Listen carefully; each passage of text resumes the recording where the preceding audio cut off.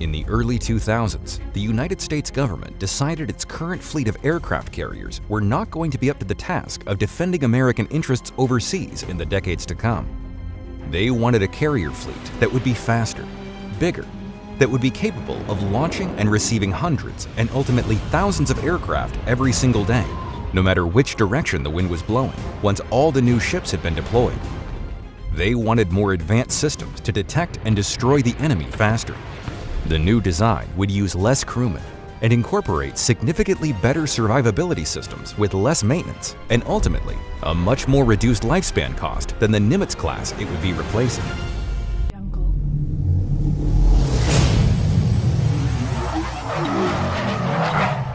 16 years after cutting the first steel plate for the new vessel, the U.S. Navy now has at its command the most powerful, most deadly, and most expensive aircraft carrier ever to set sail, the USS Gerald R. Ford. But with cost and time overruns galore, meaning the Ford still has not yet been officially deployed, could this new ship have a similar impact and legacy on the Navy as its namesake had on the country as a whole?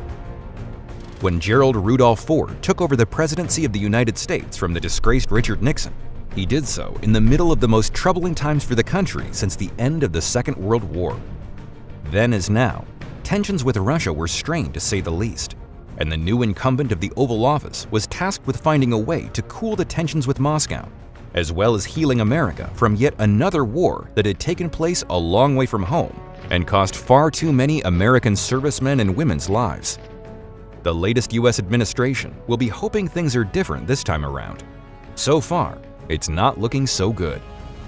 Since the USS Gerald R. Ford joined the Navy's fleet in 2017, it still has not been deployed 4 years later. Just like the president it's named after, the United States Navy's premier naval vessel offers much. But just as President Ford suffered setback after setback, could this $13 billion floating weapon of mass destruction be dogged with similar problems?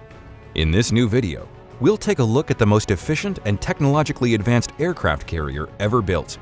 We'll go through the new weapon systems, radar setups, aircraft capabilities, and crew demands to give you the inside view on the Navy's biggest new toy.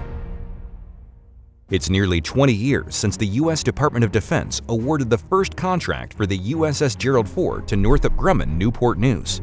This ship was going to have to sail the seas for up to half a century, potentially through to 2060 and beyond. Understanding what technologies would be required then, and having the foresight to design for that in 2003 was never going to be easy. There are 23 new and upgraded technologies added to the Ford compared to the Nimitz class it is designed to replace. That tech is so new, it's only being tested now the Ford has joined the main fleet at sea. New search radar, aircraft recovery systems, and 2 new electromagnetic systems to launch planes and power the munitions elevators have not worked since it was commissioned in 2017. The issues have been so bad, the Ford has had to cancel flights completely for up to 3 days due to the new EMALS system not working. If you didn't know, EMALS stands for Electromagnetic Aircraft Launch System and has been introduced to the new Ford class of carrier to enable the Navy to launch more aircraft faster and safer than they could using the old steam-powered technology. This should mean the Ford can now get planes in the air within 15 minutes, compared to multiple hours that it took previously. But getting aircraft out of where they need to be is only one reason for the new tech. It also means the Ford can utilize unmanned drones and much heavier planes that could not have been launched using the old steam catapult system. Longevity of the entire system will also be extended along with improved safety for the crew. As with most things electronic, they tend to require less time to get ready and need less maintenance. The EMALS system has been designed to average over 4,000 launches before requiring any maintenance, but it has been struggling to get into 3 figures. Wasting time, money, and resources on the EMALS system is bad enough, but unfortunately, the Ford also has problems getting the new AAG, Advanced Arresting Gear system, to work as well. Problems with this system alone set the entire USS Gerald Ford program back 2 years due to not being capable of doing what it needed to do. Time-consuming land-based testing has now had to be employed by the Navy and the contractors making the system to try to get it ready for full deployment.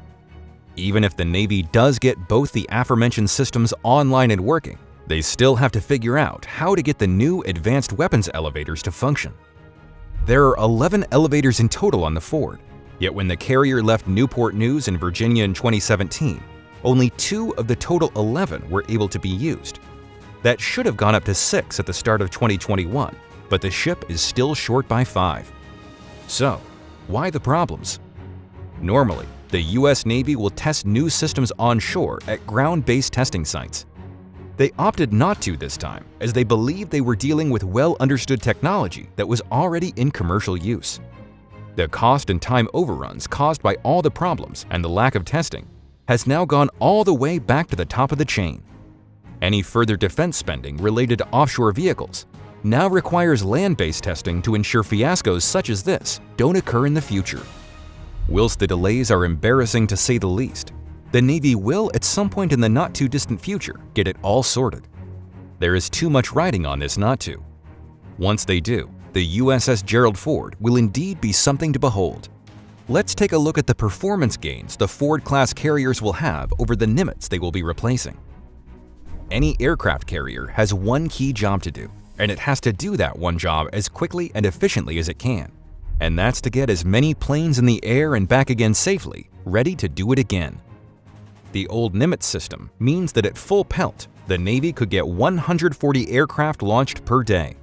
The Ford has the capability to increase that to 160 sorties without breaking a sweat, once everything works. But this can be increased to 270 per day under battle conditions. That's a nearly 100% increase in sorties each and every day. That's why the new electromagnetic launch and arrest systems are so key to this new class of carrier. Without them, there's no way the Ford could launch so many planes and get them back safely. Historically, any battle situation has inevitably resulted in the loss of human life. As time goes by, increasing numbers of missions are being flown by unmanned drones in an attempt to reduce that potential loss of life. Utilizing drones on an aircraft carrier up until now had been difficult, but the Ford will now be able to use a whole range of unmanned aircraft to complement its manned missions. Any aircraft, manned or not, is likely to need some form of weapon and/or fuel. Getting that to the right craft at the right time and in the right place is going to be key to getting the Ford up to the number of battle condition sorties should the need arise. New forms of automation and redesigned logistic pathways mean the Ford is able to move fuel, craft, and munitions far more efficiently than the Nimitz ever could. That being said, having the ability to launch the number of aircraft the USS Gerald Ford is able to would be irrelevant if it didn't have the capacity to store the number of fighters, bombers, choppers, radar reconnaissance planes, and drones it will need if that battle readiness is going to be achieved. So now the island has been moved further back along the deck. The bridge has also been moved, whereas before it was located on the island. It has now been moved to a lower deck location. The Navy has also taken the opportunity to upgrade the radar and detection systems on board the Ford. This means the older Nimitz-class ships would have had to utilize around 6 different radar setups to accomplish what the Ford can do with only one. This now means the island is much smaller than before, creating more deck space for more aircraft and easier movement. Plus, it cuts down on the Ford's radar signature. Whilst it's by no means a stealth ship, it's a lot less visible than any previous aircraft carrier. It also means that the Ford is much more stable, with a significantly reduced center of gravity than the Nimitz. So should it need to maneuver quickly, it can do so without fear of rolling and capsizing. Of course, all the increased tech and electrical-powered systems need more power. Using a single nuclear reactor in the same way the Nimitz-class ships have done in the past just would not have provided the power required. So the Navy has installed 2 smaller reactors that are more than capable of providing not only the power the Ford will need now, but also what is likely to be expected in the future too. You may be thinking that all that technology is great, but doesn't that mean more crew and increased maintenance? Actually, no, quite the opposite. Reported headcount for crew is said to be 20% less than that required by the Nimitz. That's the point for all the automation and electronics that have been designed into the Ford. They just need to get them to work. Similarly, the new reactors require less looking after too, regardless of being more powerful than those on the Nimitz-class carriers. All this means that while the headline cost of the USS Gerald Ford is an eye-wateringly high $13 billion, over the course of its lifetime, the Ford should cost around $4 billion less than the ship it will be replacing. Maybe Gerald Ford, the president, just needed a little more time, in the same way the US Navy is slowly but steadily making the new Ford-class carrier everything they want it to be. Thanks for watching. Hit the big red subscribe button, ring the bell to stay notified, and feel free to give us a thumbs up. We'll be back soon with our next video.